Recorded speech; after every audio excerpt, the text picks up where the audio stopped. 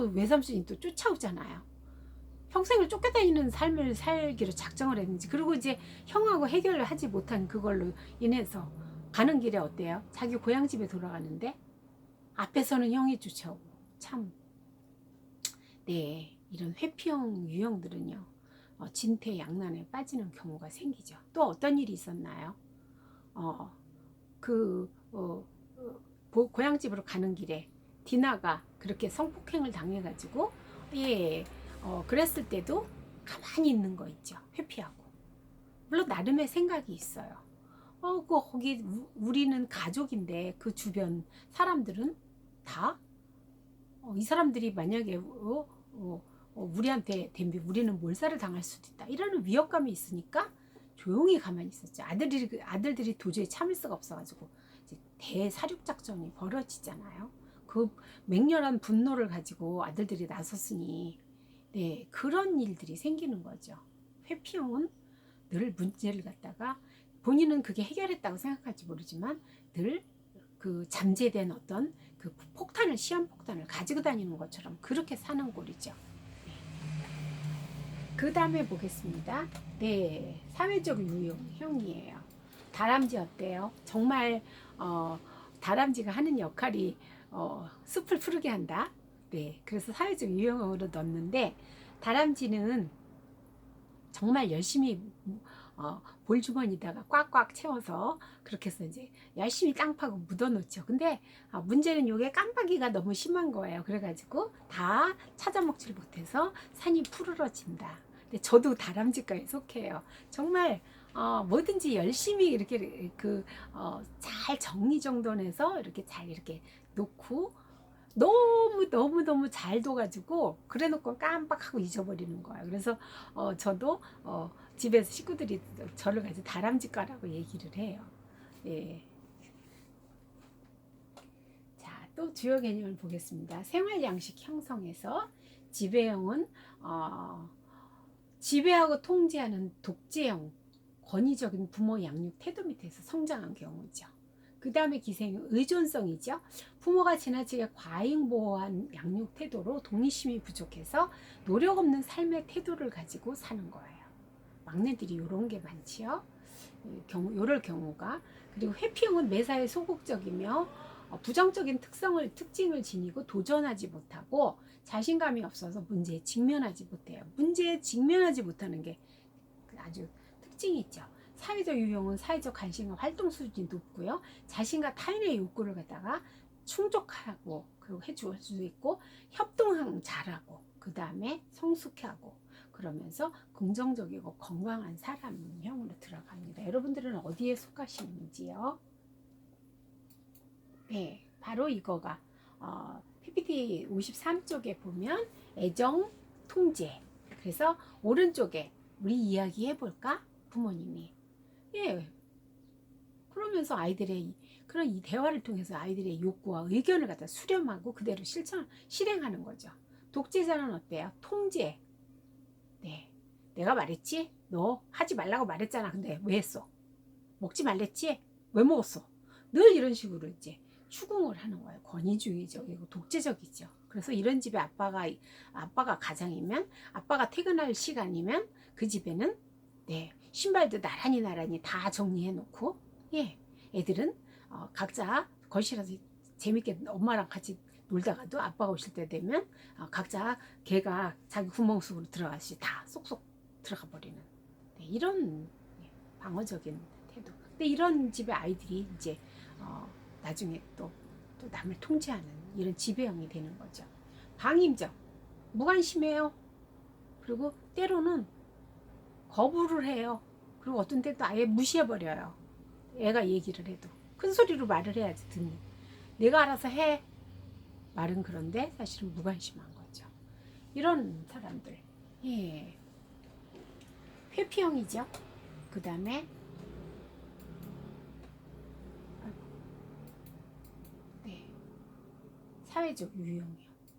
요게 이제 민주적인 부모한테서 요게 다 요거죠.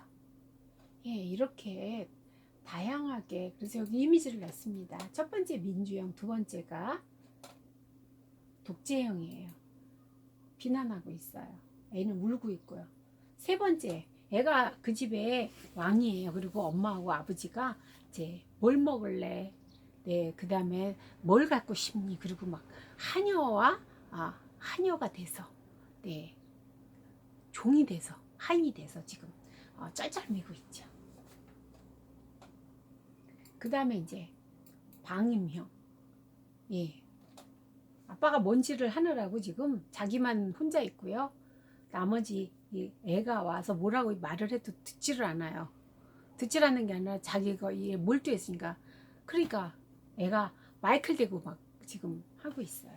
이렇게 부모의 양육 태도에 따라서 예, 이제 생활 양식이 결정된다. 그래서 이것이 늘 거부적이고 늘 지시적이고 늘 비난적이고 네, 비교하고 깎아내리고 이렇게 정신 분열적으로 이렇게 이런 사람이 될 수 있는 거죠. 네, 또 보겠습니다. 인생 과제. 세 가지 주요 과제인데요. 직업, 이성적 사랑, 사회적 관계. 요거 세 개가 잘 되면 네, 행복한 사람이다. 네, 그래서 인생에 요거 세 개만 인생 과제 세 가지 주어야 돼. 일과 여가 우정. 네, 아들러는요 정말 그렇게 열정적으로 일하면서도 친구들과 어울려서 노래하고 그렇게 열심히 놀았대요. 노는 걸 좋아했대요. 예, 그래서 여기에 우정이 들어간 것 같아요.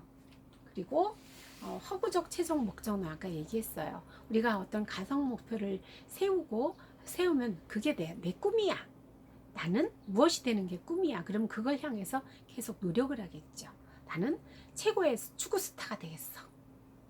그러면 네, 축구에 관련된 거를 어릴 때부터 아기 때부터 이제 꼴차기부터 시작하겠죠. 그래서 허구나 이상이 현실보다 효과적이고 미래지향적이다. 그래서 마치 내가 정말 세계적인 축구 선수가 된 것처럼 행동하면서 목표를 향해서 열심히 볼을 차고 기술을 연마하겠죠. 네, 그래서 꿈은 이루어질 것이다. 그 다음에 앞으로 더 잘 살고 지금보다 더 나은 삶을 살아갈 것이다. 그래서 열심히 일하는 거죠. 그 일이 각자 다 다르죠. 그 일을 하는 거는요. 네, 그렇게 허구적 최종 목적은 자기가 생각한 그 이상을 향해서 뛰는 거죠. 나는 이런 건물을 하나 나중에 나는 이런 건물을 지을 것이다. 그러면 이런 게 나올 수 있겠죠. 네, 열등감이에요. 다섯 번째, 다른 사람과의 비교를 통해서 열등감을 느끼고요. 열등감은 이를 극복하고 우월한 자기 완성을 추구하는 하며 그리고 사회적 맥락 안에서 변하고 발전한다. 그래서 네, 아들러는 열등감은 인간의 창조적 성장의 원천이다. 그리고 자기 완성을 위한 필수 요건이다. 이렇게 얘기를 했습니다. 네. 열등감의 종류를 보겠습니다. 신체적 열등감, 정신적인 거, 사회적인 거 이렇게 세 가지로 나누어 볼 수가 있습니다. 네, 신체적인 건 뭐예요? 내가 기형이나 병에 의해서 뭔가 장애가 있다든지, 그래서 절름발이가 됐다든지, 아니면 또 대머리가 됐다든지, 네, 원청이 그 다음에 안면 상처가 있고 말더듬이가 있다든지, 운동을 못한다, 미인이 아니다, 키가 너무 작다, 이런 경우 신체적 열등의식. 정신적, 나는 공부를 못해, 그 다음에 나는 목표의식도 없어, 예, 나는 힘도 없어. 예, 이게 이제 정신적 열등의식이죠. 사회적, 학력도 가방끈도 짧아, 우리 집은 돈도 없어, 나는 흑인이야, 나는 저기 두메산골 깡촌에서 태어나가지고, 예, 지역사회 의식. 또 신분, 예, 옛날에 양반상 놈 했죠. 우리 아버지는 나무꾼, 그럼 나는 뭐야? 예, 이렇게 돼버리죠. 언어. 네, 우리나라에서 언어가 크게 그래도 이제 옛날에는 작용했죠. 저기 전라도, 그다음에 경상도 이런 분들 서울에 오면 자기 그거 티 안 내려고 서울말 쓰려고 엄청 노력하고 이렇게 해서 고쳐나가고 그랬었죠. 옛날에도 왼손잡이에 대한 그것도 굉장히 심했어요. 왼손잡이로 그냥 하게 놔두지 그걸 억지로 그냥 오른손으로 하라고 늘 다구치고 하니까 애가 네, 그런 열등의식이 있는 거죠. 네, 그래서 이 열등의식은 만성적인 감정이에요. 그래서 사람 앞에서요 숨으려고 그래요. 나 이렇게 사람 간에 이렇게 교류를 하려고 그러는 게 아니라 저렇게 몸은 있는데 이렇게 가리는 거죠. 안 보여주고 싶어요. 만성적인 감정이거든요. 그래서 그게 문제가 되죠. 예, 여기가 이제 데모스테네스 이 사람은요, 말더듬이었대요. 그런데 얼마나 노력을 했으면, 예, 열등의식이 과보상이 됐을 때 말더듬이가 그리스 제1의 변론가가 됐다고 합니다. 이게 바로 열등감을 내가 어떻게 사용하느냐, 네, 극복하기 위해서 어떻게 보상을 하느냐, 그거에 따라서 이렇게도 될 수 있다는 거죠. 네, 열등감에 대해서 볼게요. 철학자. 내가 내 키에 대해서 느낀 열등감은 어디까지나 타인과의 비교. 다시 말해서 인간관계를 통해 만들어낸 주관적인 감정이었네. 만약 비교해야 할 타인이 존재하지 않았다면 나는 내 키가 작다는 생각 따위는 하지도 않았을 테니까. 자네도 지금 이런저런 열등감에 괴로워하고 있겠지. 하지만 그것은 객관적인 열등성이 아니라 주관적인 열등감이라는 것을 이해하게. 네. 키에 관한 문제조차 주관이 개입하지. 청년, 요컨대 우리를 괴롭히는 열등감은 객관적 사실이 아니라 주관적 해석이라는 건가요? 네, 이렇게 하니까 철학자, 그렇지. 나는 너한테는 사람을 편안하게 하는 재능이 있잖아 라는 친구의 말을 듣고 한 가지 깨달음을 얻었네. 내가 이제 꼭 깨달음을 얻었다는 거야. 내 키도 사람을 편안하게 하거나 다른 사람에게 위압감을 주지 않는다는 관점에서 보면 나름대로 장점이 된다는 것을. 물론 이는 주관적인 해석일세. 그런데 주관적으로 생각하면 좋은 점이 하나 있네. 자신의 뜻대로 선택이 가능하다는 점.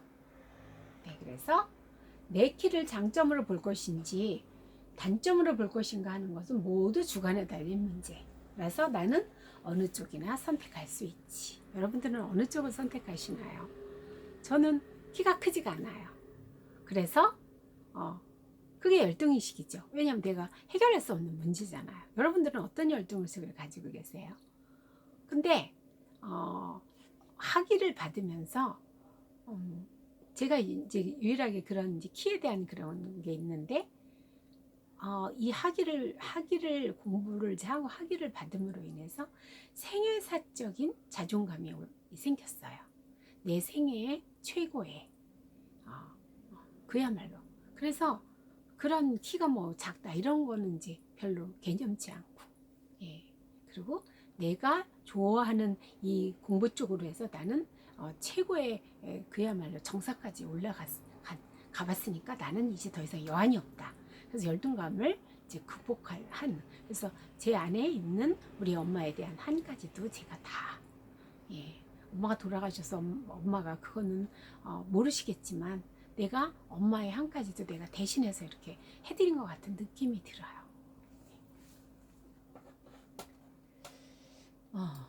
키에 대한 거는 바로 나폴레옹이죠. 여러분들 나폴레옹 잘 아시죠?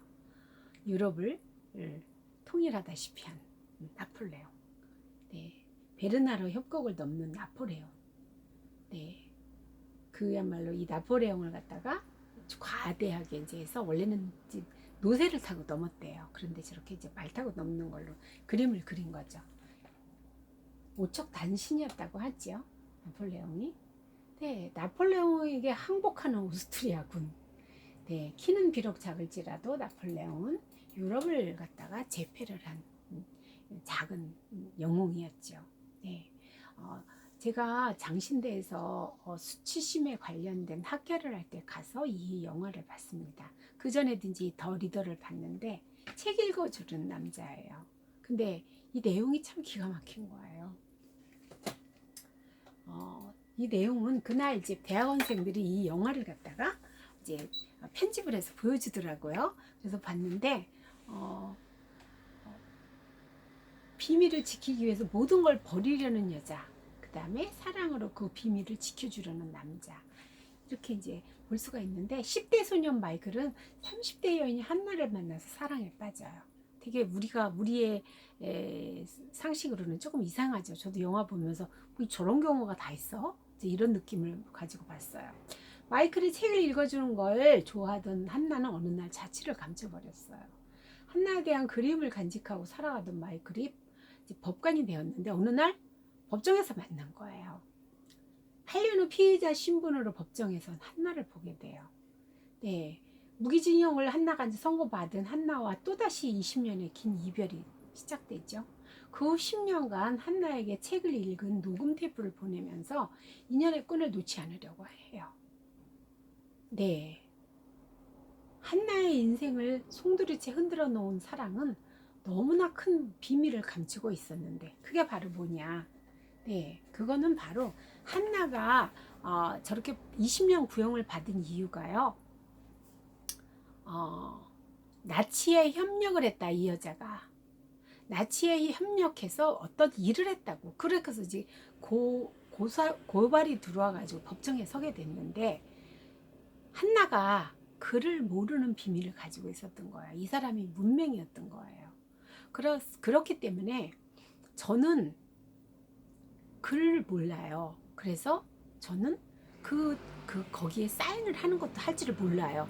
이 말 한마디면 무죄로 석방이 될 수가 있고 실제로 하지도 않았거니와.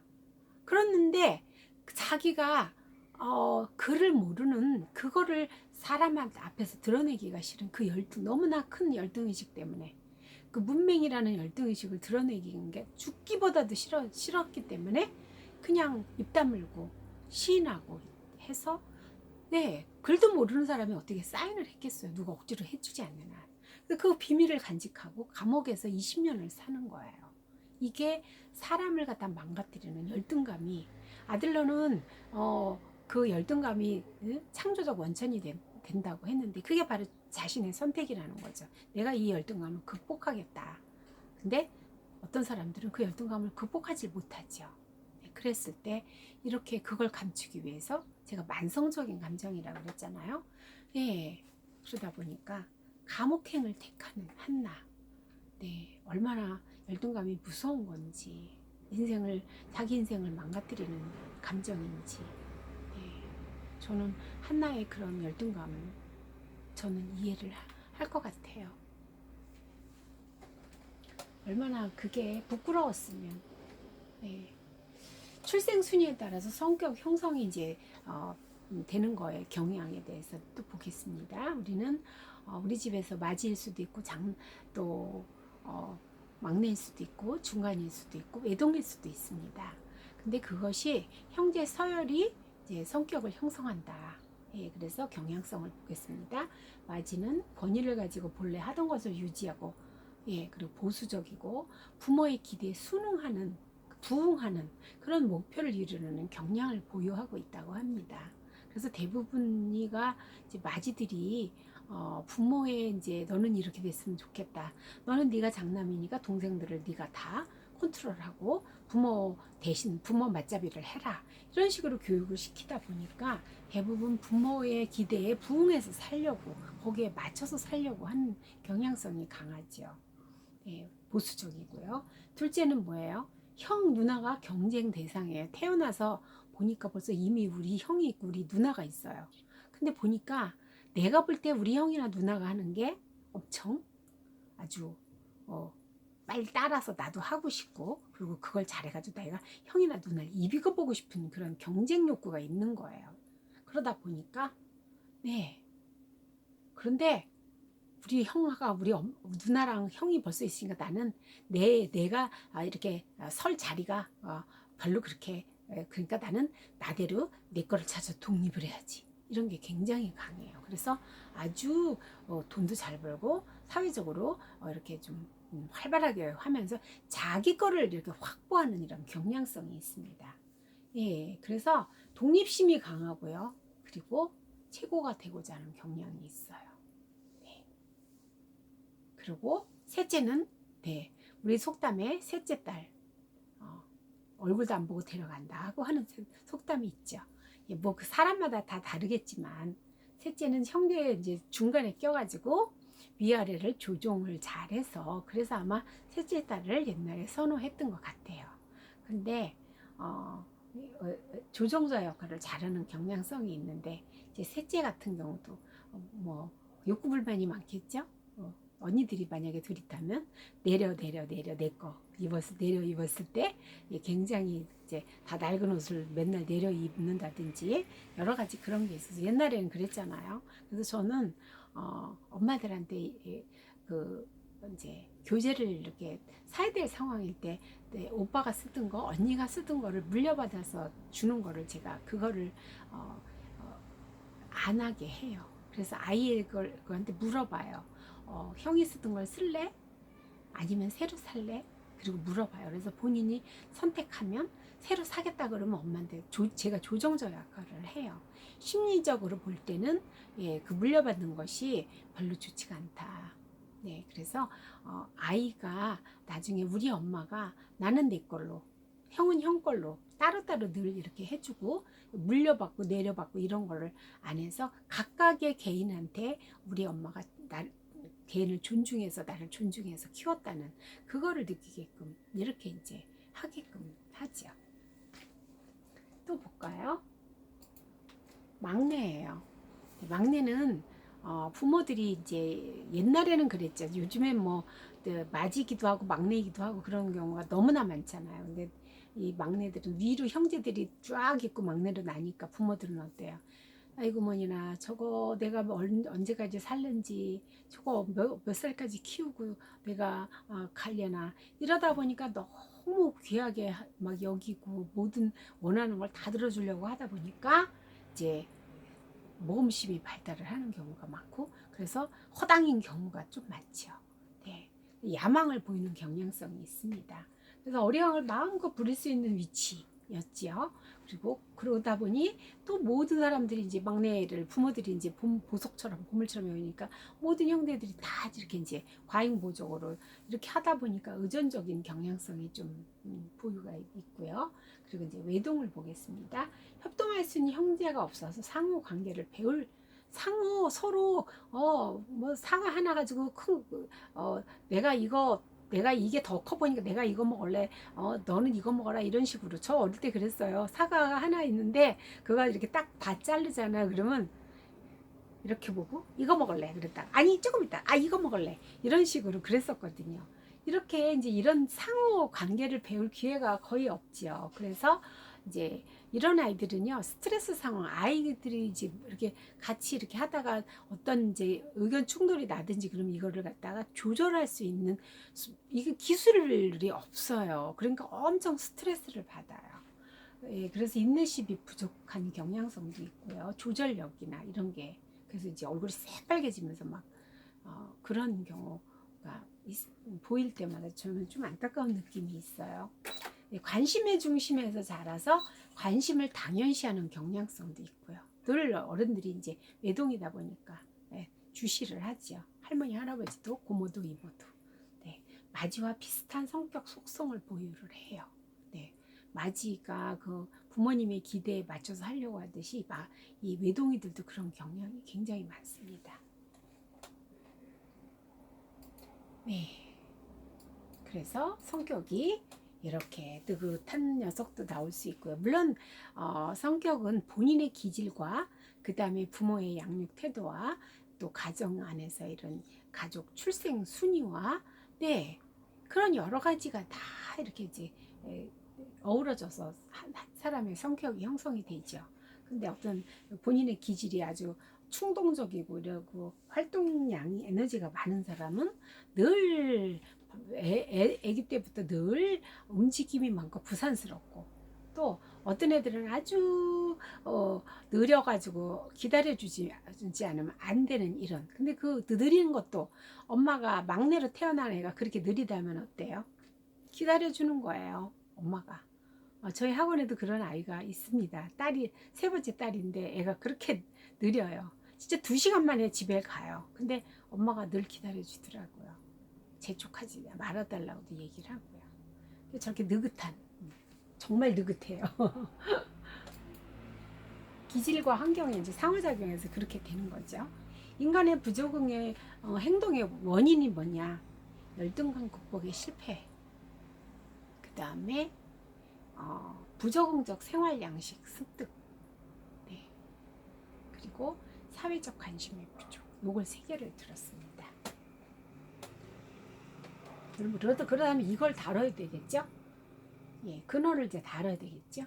그래서 치료 기법으로는 생활 양식 분석을 통해서 네, 부적응적인 생활 양식을 통해서 오류된 그런 지각으로 예, 내린 결론을 재검토한다.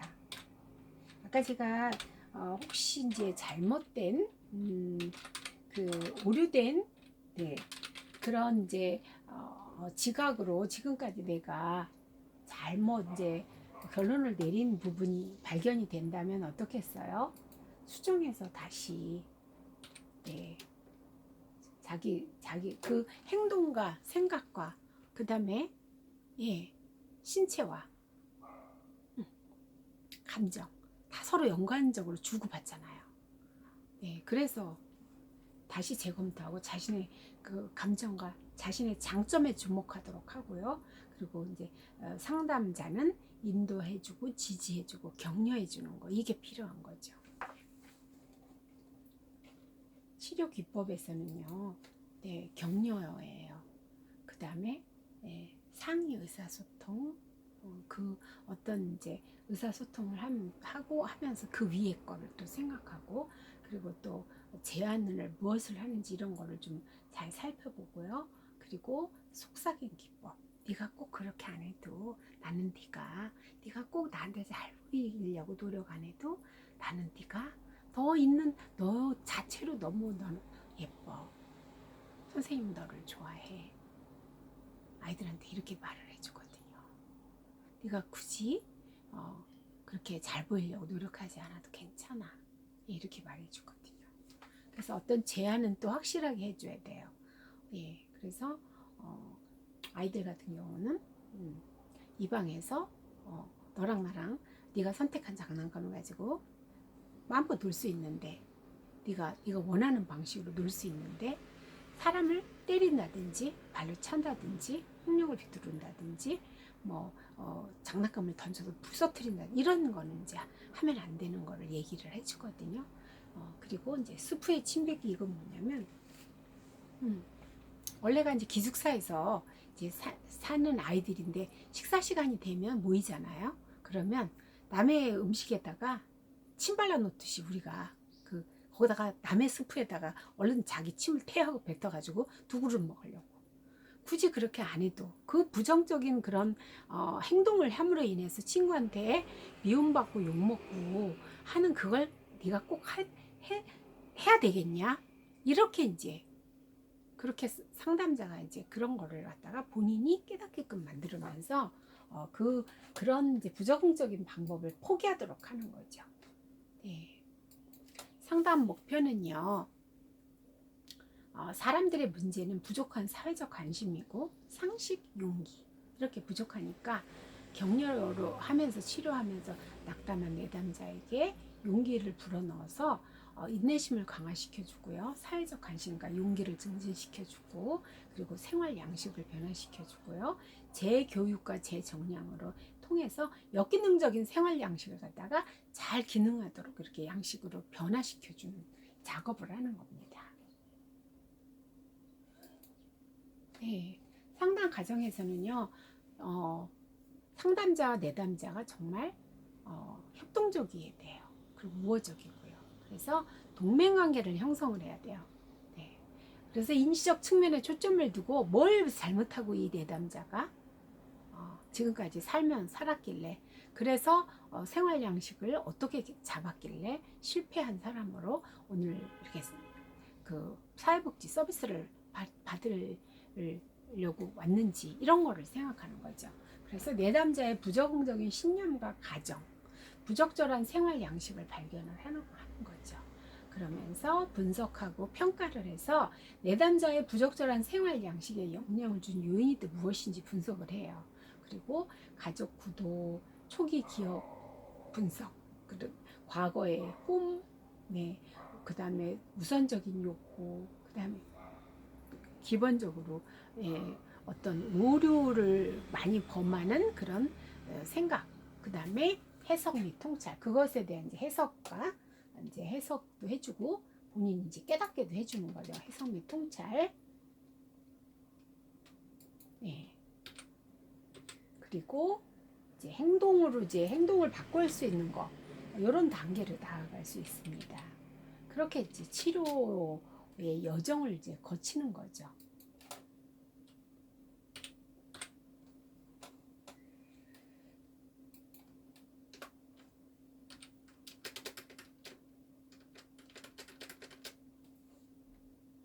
네, 또 보겠습니다.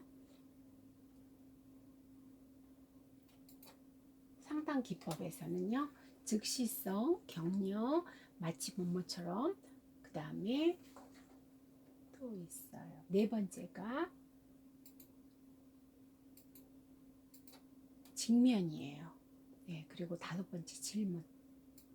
네, 여섯 번째가 내 남자 스프의 침뱉기, 다른 말로 찬물기 연기라고 이렇게 얘기를 해요. 그래서 또 이제 보겠습니다.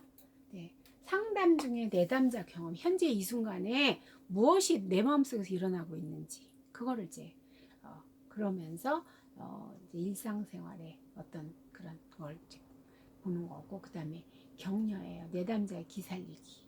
그 다음에 관계 형성에 유용하죠. 네, 할 수 있습니다. 지금까지 이만큼 사신 것도 정말 많이 애쓰셨습니다. 위로하고요. 열등감과 낮은 자기 개념을 극복을 하도록 도와줘야 돼요. 그리고 마치 본본처럼 행동. 마치 내가 지금 욕구가 우리 저희가 이제 상담 공부를 할 때 그걸 했었어요. 이제 새 학기가 시작됐어요. 우리 다 뻥치기를 합시다. 네, 뻥치기를 하는 거예요. 이제 한 사람이 한 가지씩. 그럼 다 달라요, 욕구가. 근데 마치 된 것처럼. 저는요, 50평 아파트에 어제 이사 왔어요. 와서 이사를 보니까 너무 넓고요. 정말 속이 다 시원해요. 그럼 이 사람은 그 욕구가 뭐예요? 마치 뭐뭐처럼이거든요. 마치 뭐뭐처럼 행동하기. 네. 50평 아파트에 살고 싶은 거죠. 그래서 50평 아파트에 사는 것처럼 얘기를 하는 거예요. 다 틀려요. 욕구가. 예. 어떤 사람은 저는요. 여행을 가고 싶어요. 가고 싶어요. 아니야. 여행을 갔다 왔어요. 저기 유럽 여행을 갔다 왔어요. 지금 하고 있는 중이기도 하고요. 어제 여행을 하고